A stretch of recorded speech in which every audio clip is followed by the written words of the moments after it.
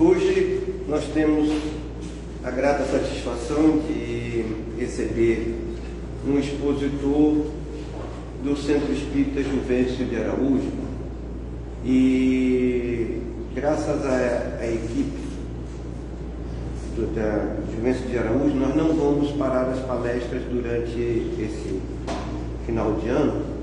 Uma colaboração entre o CEAL e a Casa Centro Espírita Juvencio de Araújo, né? Nós vamos manter as palestras. Então nós teremos palestra dia 23, antevéspera do Natal. Nós teremos dia 27 e também teremos dia 30, tá bom, gente? Quem quiser participar dessa nossa continuidade dos trabalhos, serão muito bem-vindos. Então, Fred, é mais conhecido como Fred, o nome dele é Wilfred. E hoje eu aprendi. Então, a casa é sua como sempre. Que Jesus lhe ampare e lhe ilumine agora e sempre.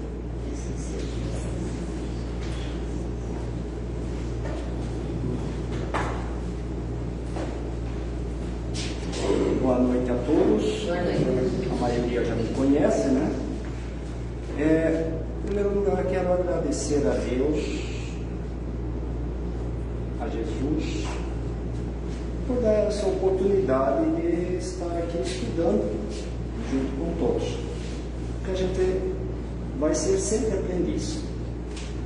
Agradecer a casa o convite. E como eu sempre procuro enfatizar, se precisar e tiver ao nosso alcance, pode contar com a gente, que a gente pode ajudar da melhor forma possível. Em qualquer atividade que a gente puder ajudar. O tema de hoje, ele é bem batido nas casas espíritas, que é o vigiai e orai. Nós vamos encontrar esse texto em Marcos 14:38, em Mateus 26:41. Porém, em Marcos 13:33, nós também vamos encontrar. Só que com um detalhe a mais: olhai, vigiai e orai. Jesus, ele colocou esse ensinamento em duas situações. Orar, vigiai, foi quando ele estava prestes a ser crucificado, e que Marcos e Mateus falam sobre o mesmo assunto, onde os apóstolos acabaram dormindo. E ele então questionou eles: mas nesse momento, manter a vigilância, a oração, isso é uma situação. Mas o interessante é que Jesus sempre colocou a necessidade primeiro de vigiar, depois a de orar. Ele nunca disse orai e vigiar. Às vezes a gente troca, sabe? Faz a coisa mais fácil, mas não é. Primeiro vigiai, depois orai. E em Marcos 13:33, ele põe olhai, vigiai e orai. Jesus também nos ensina: faça a tua parte, que os céus te ajudarão. Isso é uma questão. Mas nesse olhai, que a gente pode hoje usar também a palavra observai, quem dirige sabe. Quem tem um carro na mão e está dirigindo, ele sabe que tem que ter uma observação e a vigilância constante. A observação, na área da observação, ele vai ver as placas, os sinais de trânsito. Ele vai observar se pode estacionar, se não pode, limite de velocidade, faixa de pedestre. Ele vai observar. E a vigilância, ele vai usar se não vai atravessar um animal, uma criança, um pedestre, um carro que vem desatento, né? Se ele tem que frear ou não, então ele vai usar a vigilância constantemente. Por isso já tem 3 retrovisores aí no carro, né? E para a gente ficar antenado. Na vida, nossa, é a mesma coisa. A gente tem que observar, a gente tem que olhar. Qual é a finalidade da vida, afinal? O que nós estamos fazendo aqui? Nós estamos a passeio? A situação onde cada um de nós se encontra, é por acaso? A profissão que temos, a escola que participamos para alguma instrução intelectual, é por acaso? A casa espírita, ou qualquer outra casa de oração que a gente esteja, será que não tem nada para a gente aprender? O que nós precisamos fazer? Como que nós temos que agir? Porque o observar, o olhar, a gente tem que olhar para dentro de nós. Porque a gente tem muito olhado para fora, os defeitos alheios, as fraquezas. E na realidade, nós temos que olhar muito para dentro de nós, as nossas próprias falhas. E eu, na próxima, eu já tenho um outro tema quase parecido com esse, porque nós estamos no final do ano. E nesse olhar, nesse observar, será que não vale a pena a gente reviver esses 12 meses que nós estamos percorrendo nesse ano? Todo esse agito, toda essa, movimentação em todas as áreas da vida social, planetária, e já que nós estamos no Brasil, né, no nosso país, na nossa cidade, o que nos cabe fazer? Como agir? As críticas que muitas vezes a gente faz, será que essas críticas que a gente fez durante esse ano foram corretas? Será que essas críticas que a gente fez aos nossos semelhantes não está dentro de nós? Os defeitos deles não estão dentro de nós?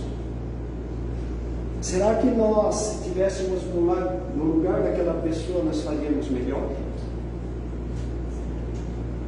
Como é que nós ia agir?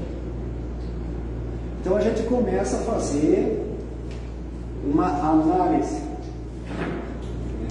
os estudos, uma palestra, um livro. Será que é para o outro? Para mim não serve? Até porque a gente já sabe que quem está aqui falando é o maior parente, né? Se eu rememorar meu passado nessa encarnação, vocês não estariam aqui escutando a minha palestra. Tenho certeza disso. E eu encontrei na doutrina espírita essa oportunidade de olhar, de observar o que eu estava fazendo, como eu estava fazendo, o que eu deveria fazer. E a gente começa a se movimentar para melhorar. As pessoas que nos cercam o caminho são simplesmente amigos? São simplesmente familiares? Ou são nossas ferramentas de trabalho? Seja familiar difícil, seja aquele companheiro de trabalho que não nos compreende, que quer passar a perna na gente. O que eu posso aprender com a atitude dele? Como que eu posso desenvolver algo de bom, extrair algo de bom. Interessante que Jesus estava indo com os apóstolos e se deslocando de um local para outro, e eles encontraram um cachorro morto, né? À beira da estrada, já estava putrificado, tal, todos os apóstolos ali, está fedendo, tal. E Jesus parou, olhou, disse: mas que dedos bonitos ele tinha. Então é necessário que a gente procure olhar nosso semelhante como uma ferramenta de trabalho. O que eu vejo nela que eu não devo fazer? O que eu vejo nela que eu tenho que me corrigir? Qual é a minha resistência naquilo que eu vejo nela de errado, que eu possa melhorar? E o que eu posso ajudar? E como eu posso ajudar? Jesus, perante Pilatos, em determinado momento, quando Pilatos pergunta o que é a verdade, ele se cala. Porque Pilatos não estava interessado na verdade, nem um pouco. Naquele momento, não.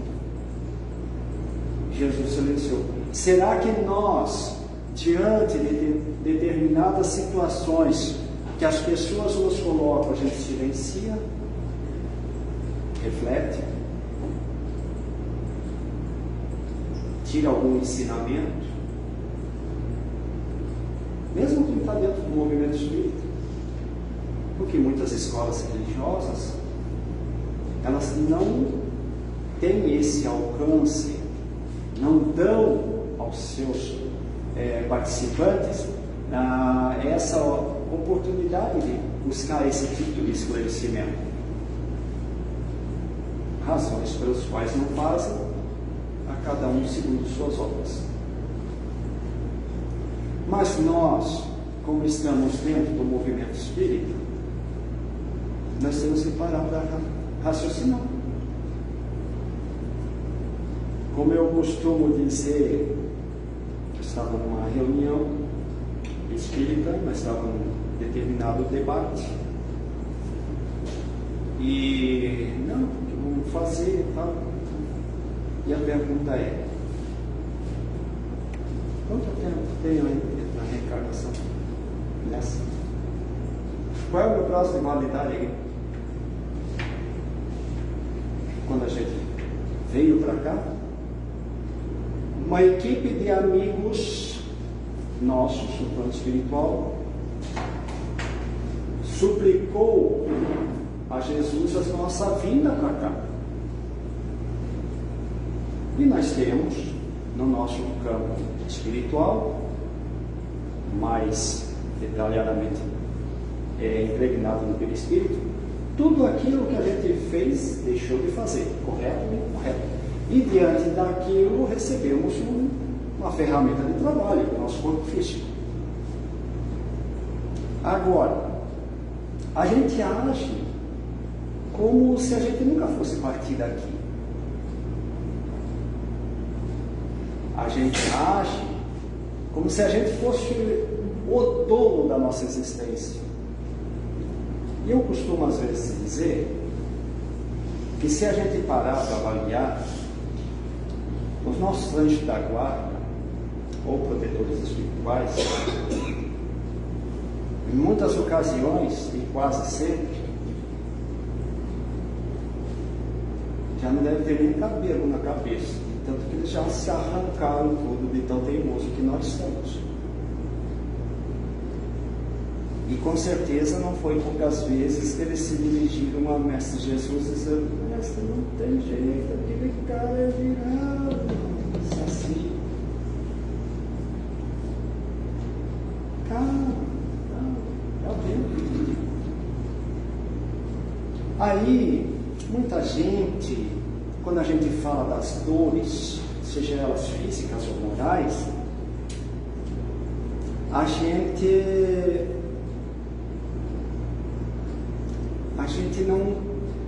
consegue avaliar mais profundamente o nosso sofrimento.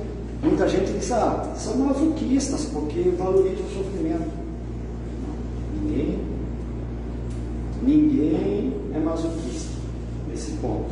Mas os sofrimentos, eles acontecem devido à nossa semeadura. Porque nós pegamos, porque o universo, a criação divina é toda perfeita, e nós estamos em volta nela, nós pegamos um pouquinho daquela energia e sujamos. A gente suja aquela energia. E a gente se contamina diante do nosso livre-arbítrio. Pegou daquilo que era puro e tornamos impuro. E aí? O que é que temos que fazer? Nós temos que purificar de novo. A gente pegou, sujou, é como uma roupa a gente sujou, põe na máquina para lavar. Essa máquina vai bater a roupa, vai enxaguar, vai centrifugar e vai pegar um solzinho quando tem, né? Assim, poder usar novamente. É a mesma coisa com as energias que a gente pega, desequilibra e temos que repor novamente no local. Com isso, a gente vai evoluindo, vai adquirindo experiências, vai se fortalecendo. E tudo isso nós temos que observar, nós temos que olhar. Nós temos que olhar em nós esse sentido da vida. Esse sentido da vida. E nós só vamos ter uma situação: é nos aperfeiçoar no amor. Porque a gente pode ver, e eu costumo dizer assim, que muitas vezes a gente olha uma pessoa, vê ela muito rude, e aí eu digo assim, os brutos também amam. Os brutos também amam.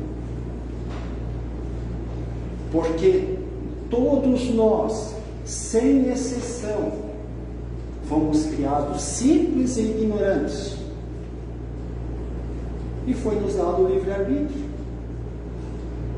E vamos passando, encarnação, nós vamos passando, vamos nos aprimorando, acertando, errando. Erramos porque somos maus? Não, porque somos ignorantes. Ignorantes no bom sentido. Ignorantes porque não temos o conhecimento. Então a gente erra, com aquele erro, a gente vai trabalhar aquilo ali, vai aprender, vai compreender e mudar a nossa atitude. Eu tenho certeza que aquela pergunta de Jesus, quando foram apedrejar a mulher adulta, e a primeira pedra que não tiver isento de erros, cabe nesse momento aqui para todos nós. As nossas pedras, os nossos erros, não servem para nos aprimorar? Porque, na verdade, eu vou me aproveitar de uma colocação de Elarat, numa de suas palestras. Nós somos como um pedaço de barro. Nós somos um pedaço de barro que o leiro pega para fazer um vaso. O que ele vai fazer? Ele vai pôr em cima de um tabuleiro, vai pegar um porrete e vai bater. E bate. E bate com um pouquinho de água e bate. Bate até amaciar. Nós somos esse barro bruto. Então nós vamos apanhar tanto. Nós vamos apanhar tanto até a hora que a gente amacia. Aí eu olhei, vai pegar aquele barro macio, vai pôr na bancada e vai modelar o vaso. Até aí está fácil. Até aí está fácil. Porque a gente já levou tanta pancada na vida com os erros nossos. E a gente entra dentro do Evangelho e vai estudando. E a gente vai deixando de ser aquele barro bruto para ser aquele barro macio. Onde o olheiro, né, vai modelar o vaso que ele quer. Enfim, a escultura que ele quer. Depois que estiver pronto, vem o principal. Entra no forno e vai pegar calor para assar. Essa é a terceira parte. Nós estamos na primeira ainda, tá? Nós somos o barro bruto que estamos levando pancada. Quando a gente tiver macio, já vai ser modulado o vaso.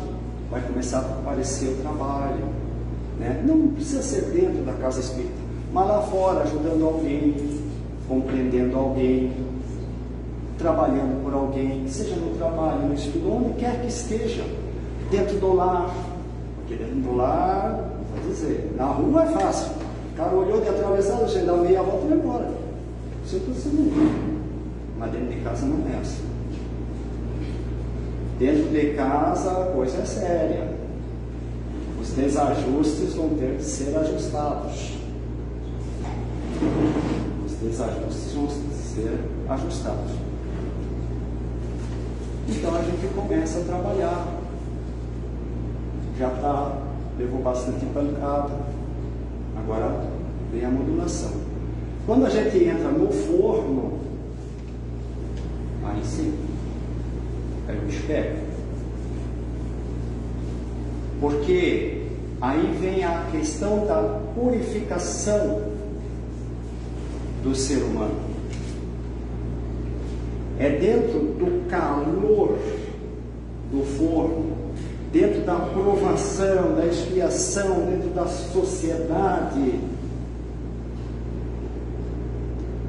é que a gente vai colocar em prática e avaliar, observar aquilo que nós éramos lá atrás, aquilo que a gente teve que se modelar, e agora dá cara a tapa.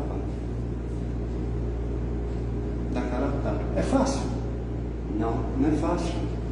Porque existem defeitos, cada um de nós tem defeitos, né? Que a gente tira dentro. Isso não me atinge. Mas tem situações que o bicho pega, a gente quer corrigir, cai, levanta, e a gente começa a passar sufoco. Então nós temos duas situações: ou a gente supera, ou a gente cai naquilo ali e recomeça uma nova reencarnação, tudo aquilo de volta. É como um trabalhador faz o trabalho com humildade, com serenidade e vai à luta. É uma situação. A outra situação é aquele que vai reclamando, só lamento, vai ter de voltar, fazer tudo de volta, porque ele não desenvolveu o amor, a humildade, a serenidade, ele não compreendeu a finalidade da vida. Então ele vai ter que reiniciar novamente. Só que hoje, se ele teve facilidades para fazer isso, amanhã ele pode não ter. Pode ser mais pesado para ele ainda, vai ter a duras penas maiores, vai ter que fazer esse ajuste. Tudo isso nós temos que observar. E aí a gente vai ver que a vida não é fácil.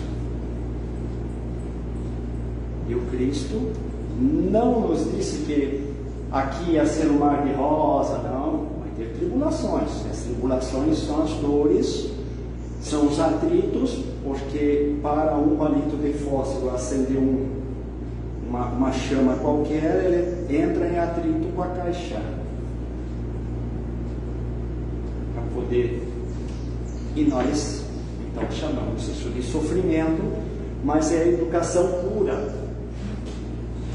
E quando a gente se torna um pouco rebelde, e nossos protetores espirituais estão arrancando os últimos fios do cabelo, e se dirigem ao mestre e dizem: dá tempo ao tempo, que a coisa muda. Então nós temos hoje essa situação de podermos acordar e dizer: não, eu vou perder, não vou perder mais tempo, eu quero agilizar, eu quero melhorar, eu vou, porque quanto tempo nós temos ainda na nossa existência atual? Quanto tempo nós temos? Um dia? 10 anos? 5? Quanto tempo nos resta nessa existência atual? O que é que eu fiz com tudo que eu aprendi? Estou pelo menos tentando? Ou estou fazendo as coisas para dizer que eu faço? E aí nós temos que trabalhar. Então, esse final de ano, o próximo tema vai ser a continuação desse. Né? E a gente vai ver que esse ano não foi assim tão fácil, mas nós passamos pelos 12 meses. Nós passamos. Estamos passando no 12º mês, né? E aí a gente, nessa observância, a gente vai ver a questão do vigiar, porque o observar é um prazo mais longo, para frente e para trás, onde você vai ver o cenário, onde você vai observar aquilo que você tem que mudar, aquilo que você tem que se programar para fazer, trabalhar. Nós estamos aqui para trabalhar nós. Porque se todos fizerem isso, as indiferenças religiosas vão sumir. Todos vão compreender que tem que se amar. Essa é a realidade. É fácil? Não, lógico que não é fácil. É terrível. Quer ver quando a gente tem um erro, quer não cometer mais ele, e a gente diz: meu Deus, me ajuda, porque o bicho está pegando. Mas pelo menos se a gente não consegue vencer esse determinado erro, mas nós já estamos nos conscientizando de que o possuímos. E a gente já começa, a gente trabalha aquele erro, consegui, graças a Deus, já aparece outro no lugar, pode ter mais um. E assim a gente vai trabalhar. E o vigiar é aquele momento que você tem que prestar atenção, aquilo que está acontecendo naquele momento, com as pessoas que você está lidando, seja familiares ou pessoas na sociedade. Essa vigilância, essa atenção. O que eu posso fazer por aquela pessoa? O que aquela pessoa está passando para mim? Aí vem um momento em que alguém fala alguma coisa para nos tirar o equilíbrio. Como é que eu estou hoje? O que eu vou fazer? Aquela compulsão de deixar de ser espírita e dizer: eu acredito, e soltar o verbo. E nisso eu quero pegar uma passagem do Haroldo Dutra, quando ele disse que um dia ele estava no trânsito, levando o filho para a escola, e ele foi fechado por alguém e ele foi baixando o vidro para... O filho pergunta para ele: pai, o senhor está nervoso? Ele disse: estou um pouco. Esse é aquele pessoa que passou ali escutar suas palestras.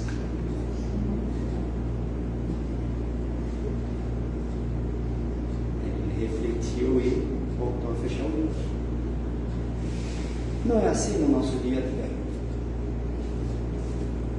Essa ilustração não é assim, só que muitas vezes a gente não consegue, porque nós não aprendemos ainda tudo. E muitas vezes a gente fica nervoso, a gente sai fora, porque nós não somos perfeitos, nós somos aquele barro bruto que estamos levando pancada ainda, para amolecer, para melhorar, para formar alguma peça cerâmica. Então, o vigiar é esse momento que a gente tem que trabalhar na vigilância. Aquelas pessoas que vêm, aquelas que vão, aquelas que nos trazem coisas boas, outras não nos trazem coisas boas, mas com aquelas que nos trazem coisas boas, a gente vai tentar ver, puxa vida, que bom, porque é um ponto de felicidade. Aquelas pessoas que nos trazem, que acrescentam na nossa vida algum ensinamento, alguma atitude, são pequenas felicidades que nós temos. E aquelas que nos trazem críticas ferozes, muitas vezes, são pessoas que nos fazem avaliar, e nós temos que vigiar. Ter a paciência, escutar, avaliar. Pai, ajuda-nos. Nossa caminhada é longa. É isso que nós temos que pôr na cabeça. Não é pedir por mim, pedir por ele também, ou ela, quem seja. Ajuda-nos. Que ainda não compreendemos a lei do amor.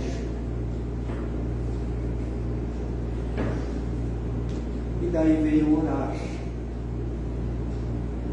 Veio orar. E é interessante, porque eu olhando aqui,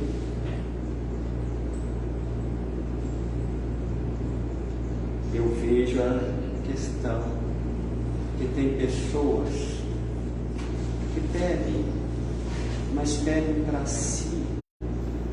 Deus me ajudando, e aí a gente tem que trabalhar essa questão na oração. O que é a oração necessariamente? É o diálogo entre a criatura e o Criador. Simples assim. Mas primeiro temos que nos reconciliar com os nossos inimigos. Temos que fazer a observação daquilo que nós fizemos naquele dia, naquela semana, naquele ano, ter mais vigilância, para nós podermos ter o merecimento de receber muitas vezes aquilo que a gente quer. É um trabalho de transformação interior. E aí a gente passa a desenvolver essa oração vibrando pelos nossos semelhantes.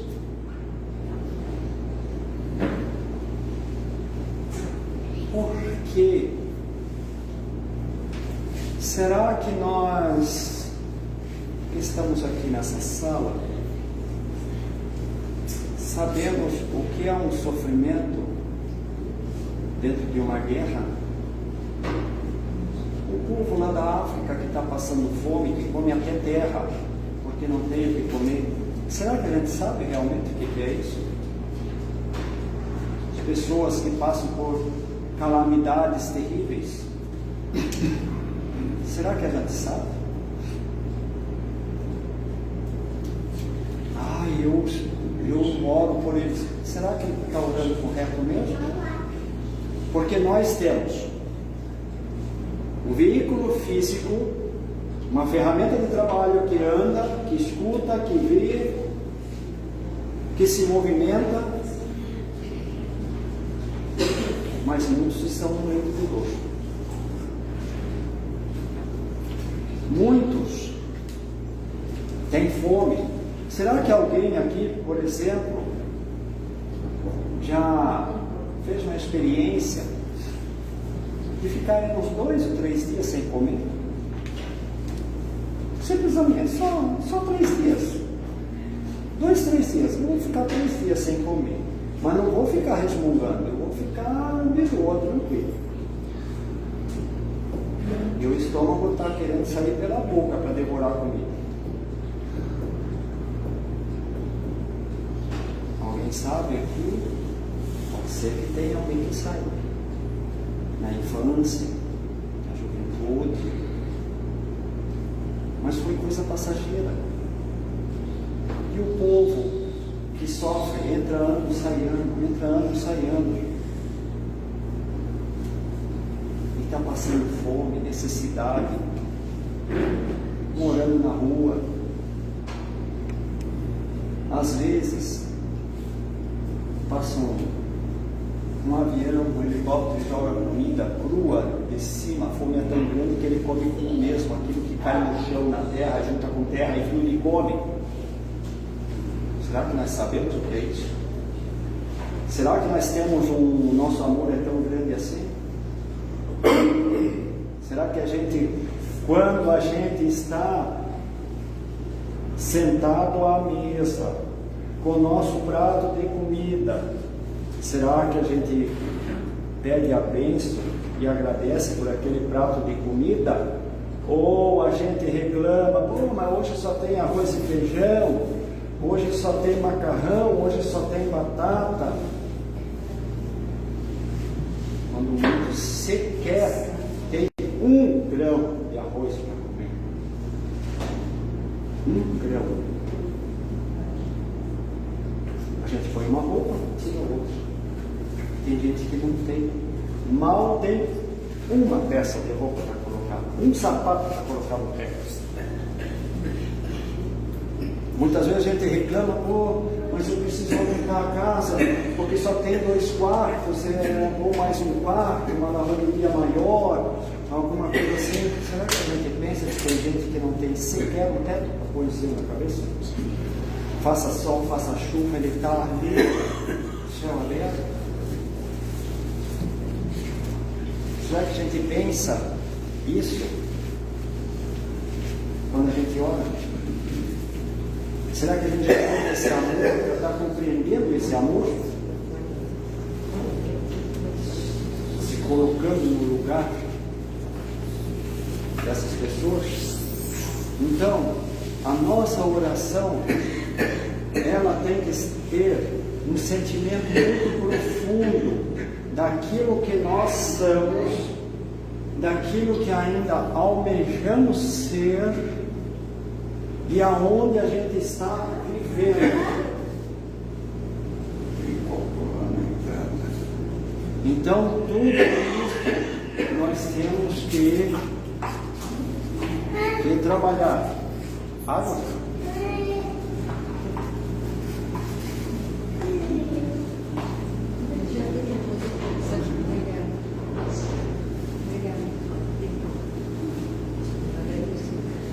Será que a gente, na nossa oração, a gente observa, a gente vigia dentro de todas essas questões?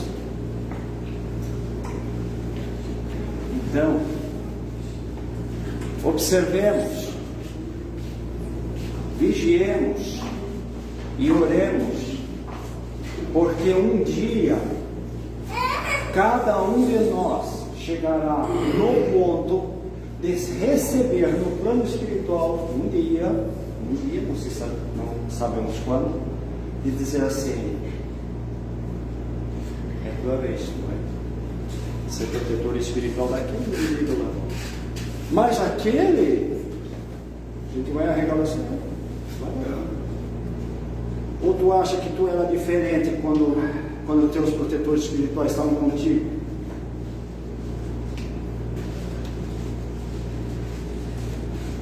Será que era diferente? Não era. Nós nos achamos diferentes, o que é completamente uma atitude equivocada nossa. mas vai ser dada essa missão para nós. Vai lá e cuida daquele lá, daquela lá. E aí a gente vai ter alguém, nós no plano espiritual, aquela pessoa no plano físico, e nós temos que cuidar daquela pessoa, guiar, dar boas intuições, e aí ela não aceita, dá tudo aquilo, né? De repente está virado num chinelo velho, aquele indivíduo. Mas nós temos. Então, essa questão faz parte da nossa evolução, do nosso aprendizado. Porque, como eu acabei de dizer, um dia será dado essa tarefa para nós. Porque hoje é fácil.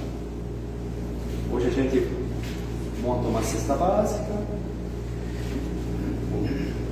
determinado esforço,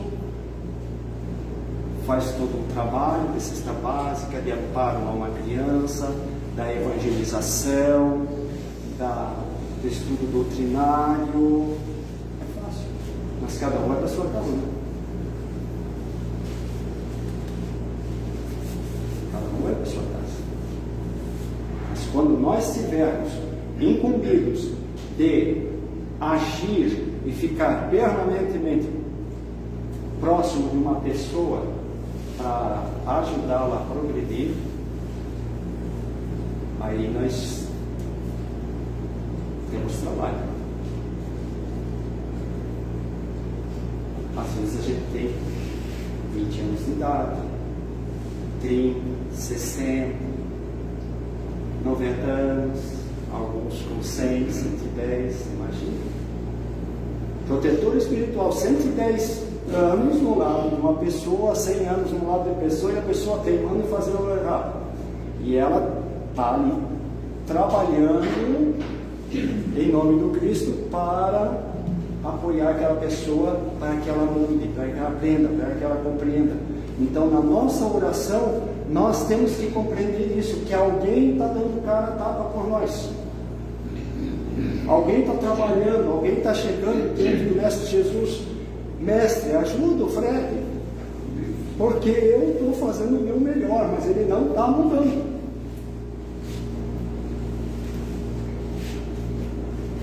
E aí, a gente muitas vezes, a gente se queixa que não tem forças, que a gente está fraquejando, que a gente não está compreendendo. E aí, o que nos cabe fazer? A não ser dizer: Pai, Deus de infinito amor e misericórdia, Jesus, amado Mestre, muito obrigado por esse momento de aprendizado. Obrigado, Pai, obrigado, Jesus, pelos teus trabalhadores estarem conosco, com cada um de nós, pela renovação das energias, pelos ensinamentos que eles procuram trazer até nós através das boas intuições. Mas que não nos falte a humildade, a serenidade, que não nos falte a paz de espírito, para podermos seguir avante vencendo a nós mesmos.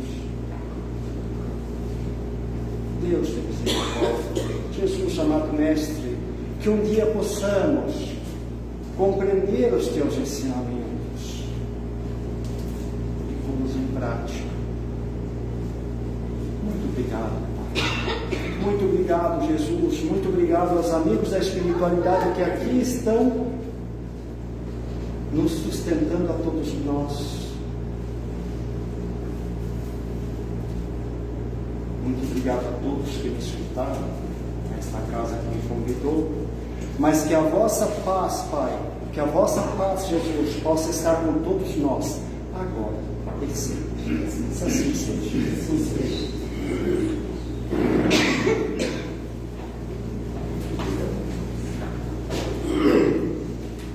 Agradecer imensamente o nosso irmão Fred, mais esse momento de luz nessa casa. Seja sempre, sempre bem-vindo ao nosso bom filho. Ele quer falar alguma coisa? Não? Então tá.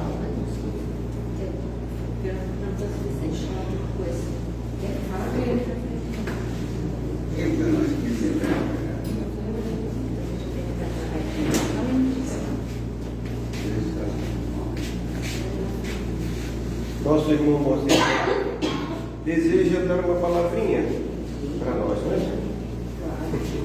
Boa noite a todos.